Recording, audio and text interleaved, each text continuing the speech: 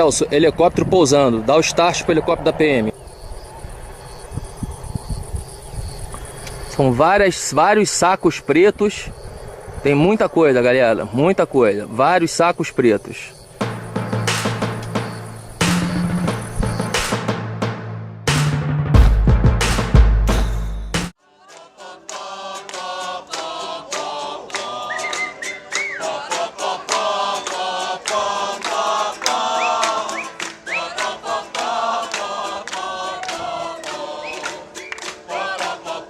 A Polícia Federal e a Polícia Militar do Espírito Santo divulgaram que no dia 24, divulgaram no dia 25, uma segunda-feira, que na véspera tinham feito uma apreensão de 445 quilos de pasta base de cocaína que tinham sido transportados por um helicóptero. Aí a grande surpresa da ocasião foi que se soube que esse helicóptero pertencia ou pertence à família Perrella. Os políticos envolvidos são políticos importantes em Minas Gerais, são políticos conhecidos pelas ligações que têm com uma pessoa que se apresenta hoje como candidato a presidente da República. Define uma palavra, cruzeiro. Uma palavra só. Paixão. Dinastia. Perrella? Aécio Neves. Amigo. O helicóptero do deputado Gustavo Perrella, filho de Zezé Perrella, saiu do Paraguai, fez um pouso em hotel fazenda de luxo em Jarinu, interior de São Paulo, onde deixou uma parte da droga, e no dia seguinte pousou em uma fazenda em Afonso Cláudio, Espírito Santo, onde houve o flagrante. Foram presos o piloto Rogério Almeida Antunes, funcionário da Assembleia Legislativa de Minas Gerais, o copiloto Alexandre José de Oliveira Júnior, o empresário Robson Ferreira Dias e o jardineiro Diélio Rodrigues. É a segunda maior apreensão de droga lá do Espírito Santo, uma das maiores que já houve no Brasil, de quase meia tonelada de pasta base de cocaína. Ihu! Estilo tu é doido, maluco. Essa investigação, vou dizer, é uma pena que ela acabou, que a Polícia Federal fez questão de livrar todo mundo, que o procurador saiu, mas o maior prejuízo é que ela realmente poderia contar melhor a história do tráfico no Brasil. Será que tem muita droga aí, meu irmão? Tem, tenente. Vamos lá, a gente vai lá, você precisa fazer um MOP. Há uma tendência muito grande do processo ser anulado. E ele sendo anulado, o helicóptero perde a razão de ser. É como se não tivesse havido esse tráfico. Nos dias seguintes ao da apreensão, ao da divulgação pela Polícia Federal, os fatos foram todos jornalisticamente, os fatos divulgados, jornalisticamente muito relevantes, surpreendentes. Então você descobre que o piloto ele era funcionário da Assembleia Legislativa de Minas Gerais. O próprio deputado autorizou o transporte, dizendo que não sabia do que se tratava, mas autorizou que se fizesse esse transporte. Aí começa a ter algumas informações não confirmadas de que a cocaína teria vindo do Paraguai e iria para a Europa. Então torna essa apreensão ainda mais, vamos dizer assim, relevante do ponto de vista criminal, porque é tráfico internacional. Mas a imprensa em geral, ou a imprensa, a chamada grande imprensa, não deu bola para isso. Não deu bola. Ela tentou esconder o caso, esconder rapidamente, falava muito pouco, não falava muito das ligações políticas do senador Zezé Perrella. Não houve divulgação na mídia impressa, por exemplo, ou na televisão da liberação dos traficantes. Uma liberação feita no dia em que eles prestariam depoimento ao juiz. O juiz não quis ouvir o depoimento. Poderia ter ouvido o depoimento e liberado depois, mas não. Antes que a audiência começasse, ele veio com a decisão de que não iria ouvi-los. O procurador, então, ele simplesmente abandona o caso, insiste para abandonar o caso e diz o seguinte: olha, eu não posso porque agora eu sei de fatos, ouvi coisas que me fazem testemunhas de defesa dos traficantes. Então é uma coisa absurda, entendeu? A pessoa sai da condição de acusador para ser testemunha de defesa dos traficantes. Você imagina, por exemplo, um outro caso famoso, o caso do Mensalão. Você imagina o procurador da República, na época, o Gurgel, ou mesmo o anterior, ele simplesmente, depois de iniciada toda a acusação, ele diz, olha, não posso mais, eu agora vou ser testemunha de defesa dos acusados. É um total escândalo. Quer dizer, mostra a disposição do órgão de acusação, aquele que deve fiscalizar, aquele que deve acusar, mostra ele, na verdade, preocupado em livrar a cara das pessoas.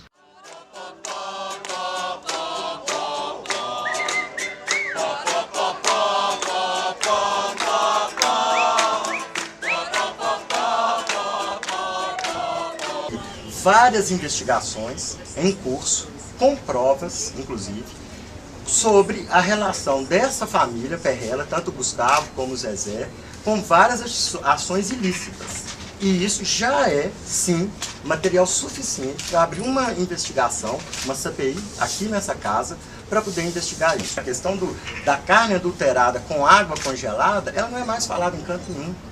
A questão dos 2,5 milhões numa verba estadual dedicada à família, à empresa deles, não é mais falado. Nós temos o medo que essa questão de 450 quilos de cocaína dentro de um helicóptero de um deputado estadual, numa fazenda, num senador, isso cai no esquecimento muito rápido. Uma pessoa que você precisa jogar luzes, entendeu? Porque eu diria, o que se diz no Estado, que ele é financiador das campanhas, grande financiador das campanhas,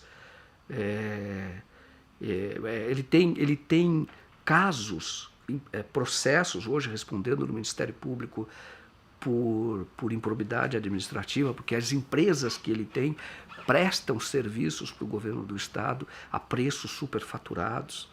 Suspeita de irregularidades no enriquecimento do suplente de senador em Minas e presidente do Cruzeiro, Zezé Perrella. O Ministério Público quer saber como ele conseguiu comprar uma fazenda avaliada em 60 milhões de reais. Na propriedade, o Cartola planta e estoca grãos, tem uma floresta de eucalipto, uma fábrica de ração, cria gado e suínos. A sede, ampla e luxuosa, tem piscina e pista de pouso para aviões com até 15 passageiros. Hoje, a remuneração bruta de um deputado estadual é de R$ 23 mil. Perrella ocupou uma cadeira na Assembleia Legislativa de 2006 a 2010. Também foi deputado federal de 99 a 2003. O Ministério Público quer saber de onde veio o dinheiro para o patrimônio se multiplicar tão rápido. O senador Aécio Neves impôs ao ex-presidente Itamar Franco, quando candidato ao Senado, que tivesse como suplente o Zezé Perrella. Consta que o Itamar Franco não queria, mas até para ser eleito foi uma exigência do Aécio. Como é que é a história da fazenda? A minha fazenda fica a 300 e poucos quilômetros. Essa aqui saiu na televisão aí, que a Record mostrou. Na Record? Eu ia sempre de avião, porque eu estou a 40 e poucos quilômetros de 4 cidades, né, por terra. E quando você vai de carro, você tem que atravessar balsa, essas coisas todas. Eu resolvo ir numa cidade do lado lá, que chama Paineiras. Estava eu e meu diretor de futebol. Chegando lá e tomamos umas pinguinhas, né? Evidente. Voltando, fazenda? Cara, eu não achava fazenda nem pro diabo. Cheio Você de eucalipto, dirigindo? entroncamento, eu dirigindo. Tinha uns caras bebendo lá, eu parei, falei um cara assim, chamei o cara lá, ele veio no carro, falei, você podia me fazer um favor, onde é que é a fazenda do Zezé Perrella? Ele falou, pô, tá me tirando, Zezé Perrella é você. Falei, eu sei que eu sou eu, caramba, eu não sei onde é que é a minha fazenda. Então, eles são populares em Minas Gerais por conta do envolvimento deles com o futebol profissional, com o Cruzeiro. Eles são conhecidos também, bastante conhecidos, vamos dizer assim, de promotores do Ministério Público, porque já vem tentando há muito tempo investigar a família, mas sempre esbarram, os processos não andam, pelo menos não andavam até o helicóptero. E em Minas Gerais, eles são conhecidos por terem poder, bastante poder, ameaçar jornalistas. O único jornal que chegou a fazer denúncias contra ele, trocou de proprietário, tem um outro proprietário, e o jornal simplesmente não fala mais nem do caso do helicóptero. É hoje em dia? Exato, é hoje em dia. O seu nome, por exemplo, foi ligado à queda de um helicóptero agora recentemente em Minas Gerais com 400 quilos de cocaína. É uma piada, está preparado, né, senador? Isso é uma piada. Para a família, o senhor acredita que vai acompanhar a família? Não, ele tem que explicar, até hoje não ouvi nada que, acho que ninguém menos que o vinculasse a essa questão. Temos que dar ele o direito de defesa, mas é preciso que isso seja rapidamente esclarecido. A blindagem em Minas é absoluta, né? Eu costumo dizer que em Minas Gerais, por exemplo, não existe mais a tese de Montesquieu, a separação dos três poderes. Aqui, executivo, legislativo e judiciário se misturaram num só. A gente costuma dizer que se foi trocado pelo lema dos mosqueteiros, né? Um por todos e todos por um. Se é verdade que não há envolvimento dos proprietários, mas por que esse helicóptero foi usado? Então, o helicóptero, ele acabou sendo, ele é um grande ponto de interrogação.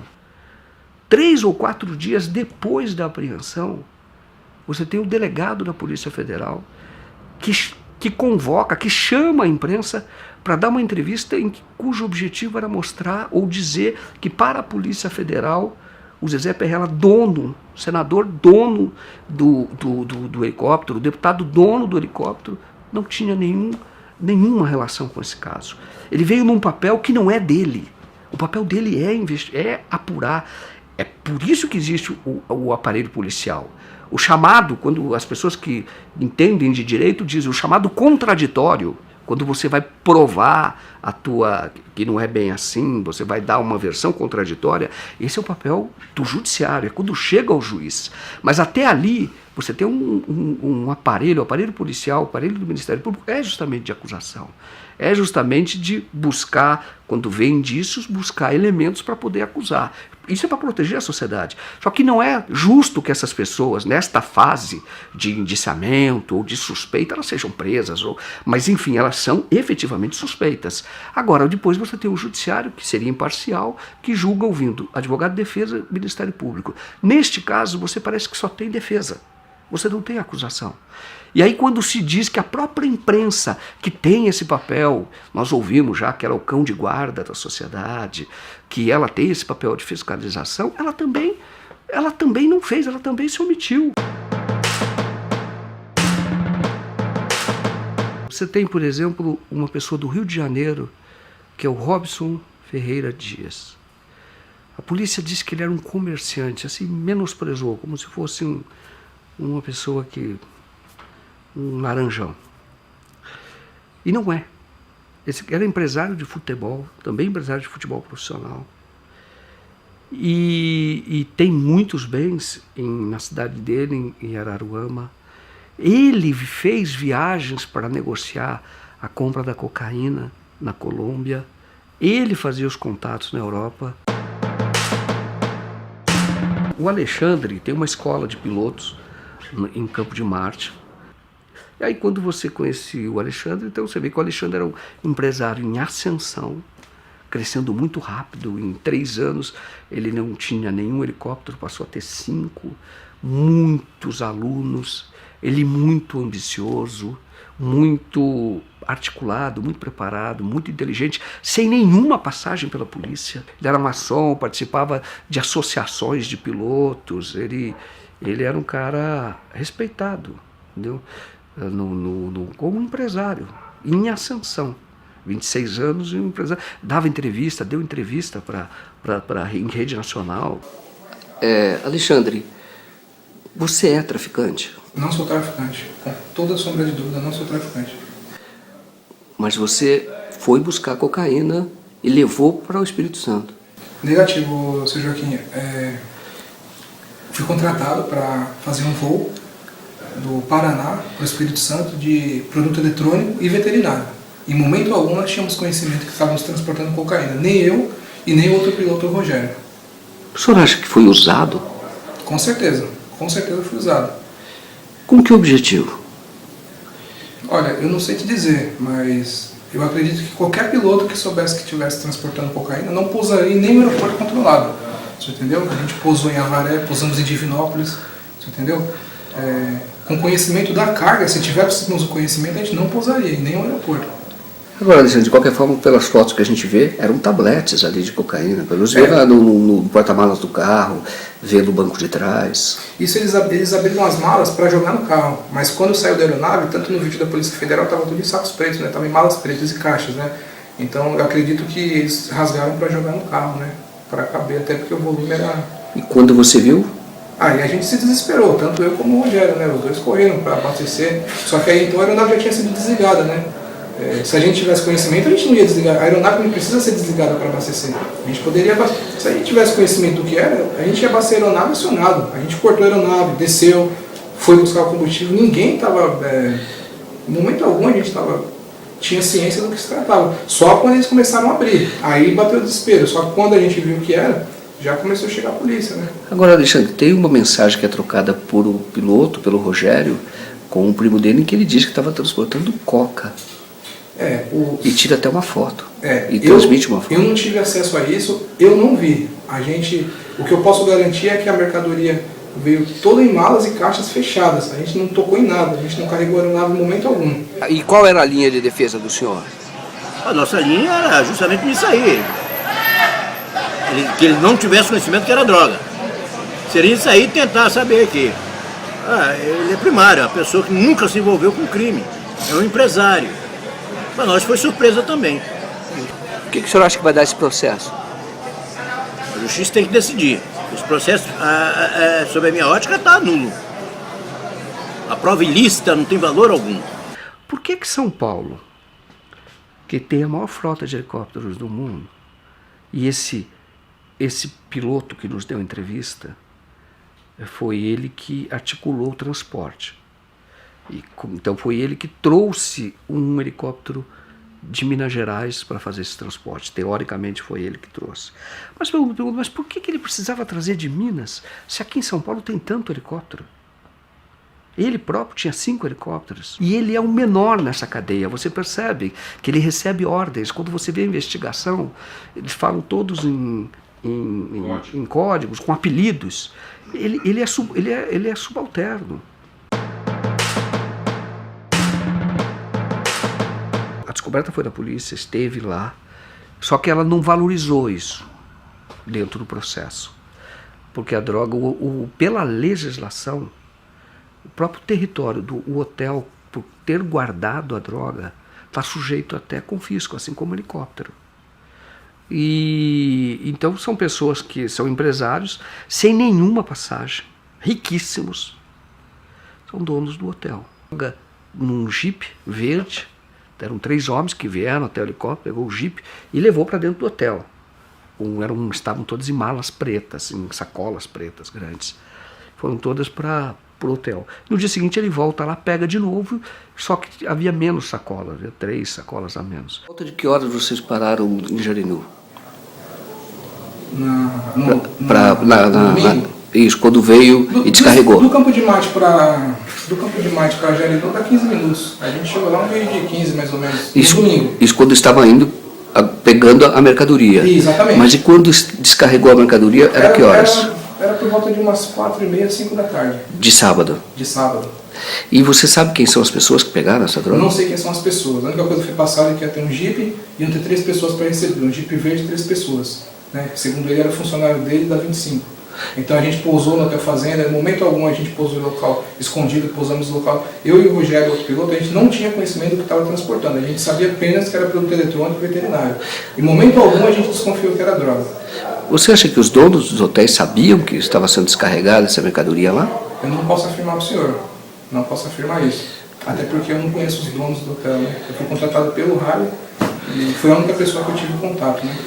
Então quando você vê esse helicóptero, você vê a escola de helicóptero, o cara crescendo muito, empresário. Você vê outro empresário de futebol do Rio de Janeiro. Aí você vê esse hotel, é grandioso esse hotel. Tem shows do Bruno e Marrone, aquelas coisas bem grandes, sabe? Vai muita gente lá. Entendeu? Aí quando você vê isso, você fala, cara, olha que oportunidade que a gente tem de contar bem a verdadeira história do tráfico. Entendeu? Esse hotel é algo que a gente deve aprofundar, nós como jornalistas devemos aprofundar. Eu fui até um ponto, vou dizer que ainda não fui além, porque nós iríamos muito à frente da polícia. E nós não temos os instrumentos para fazer isso. Entendeu? É uma investigação virgem que a gente vai na frente, totalmente na frente, porque essas pessoas sequer foram acusadas, sequer foram mencionadas.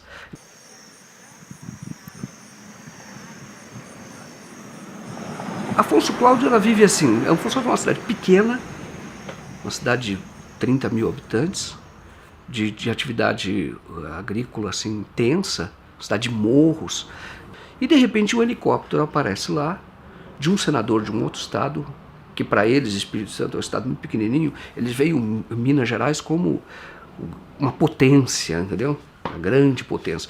Então vem de lá com quase meia tonelada de cocaína, de pasta base de cocaína. O próprio juiz, com quem eu conversei longamente, ele recebeu a visita da DEA, agentes americanos, justamente para dizer, primeiro, o Brasil é a porta de entrada de droga para a Europa. Segundo, o Espírito Santo, o porto do Espírito Santo, é muito usado por isso. Meia tonelada de pasta base, que custa, na ponta inicial do tráfico, as pessoas falam entre 4 e 6 milhões. E que você pode render lá fora, depois que você faz a mistura, uma cocaína de qualidade na Europa, as pessoas falam que renderia pelo menos 50 milhões. A investigação mostra isso, que eles tinham contato com uma pessoa chamada Jimmy, que era de Amsterdã, e eles estavam negociando o envio para lá de convites, eles chamam convites.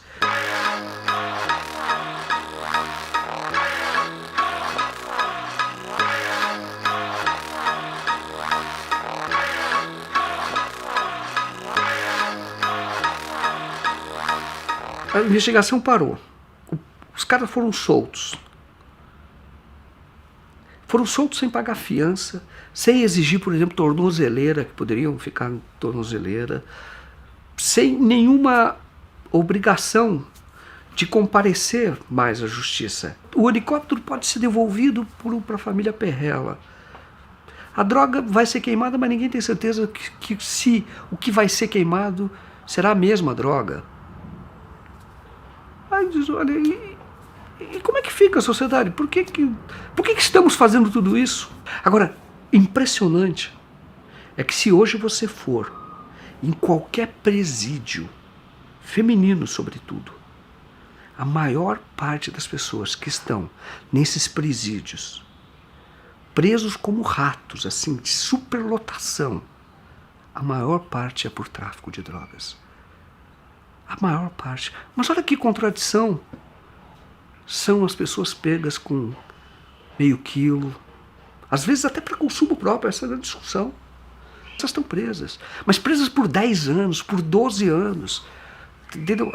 Arrebentou totalmente. É isso que o Brasil está aprendendo. Então, como é que o senhor, como político, recebeu aquela apreensão de drogas do Espírito Santo? Como é que Minas tem tratado isso? O que nos choca nisso são as diferenças de tratamento. Nem o piloto, após um flagrante de 445 quilos de pasta base de cocaína, nem o piloto está preso, que foi pego em flagrante. Mas nós temos um jornalista que, por editar matérias que não são do interesse do senador Aécio Neves, está preso há mais de 4 meses, doente, teve infarto, está na enfermaria do hospital, não foi condenado a absolutamente nada, está preso. Nós temos ainda em Minas Gerais, já condenado por 102 anos de cadeia, assassinos e o mandante do assassinato da chacina de Unai, que assassinaram na época 7 sem-terras. Eles já foram condenados a mais de 100 anos de cadeia e estão soltos por habeas corpus, que lhes dá o direito de responder. Aliás, já foram condenados, estão em liberdade para fazer o recurso deles em liberdade, e já condenados. Esses conseguiram habeas corpus. E o jornalista não consegue um habeas corpus. Então nós temos aqui preso político, nitidamente preso político. Aqui está tudo dominado. Tudo é feito em torno do senador Aécio Neves, que virou espécie de imperador. Zezé, A maior torcida de Minas é a do Atlético. Não tem nem comparação, né, Calil? A do Cruzeiro é muito maior. E a camisa mais linda do Brasil também é do Atlético. É isso, rapaz. Azul é azul. Desculpe, mas quer ver eu acabar fácil com essa discussão? Para vocês, quem vai ser o melhor governador para Minas? Anastasia, porque a Anastasia está com a Aécio desde o primeiro dia. E ajudou Minas a crescer, né? Esse caso do Helicoca foi, na verdade, um grande aviso. Olha, o crime compensa. O grande crime compensa no Brasil.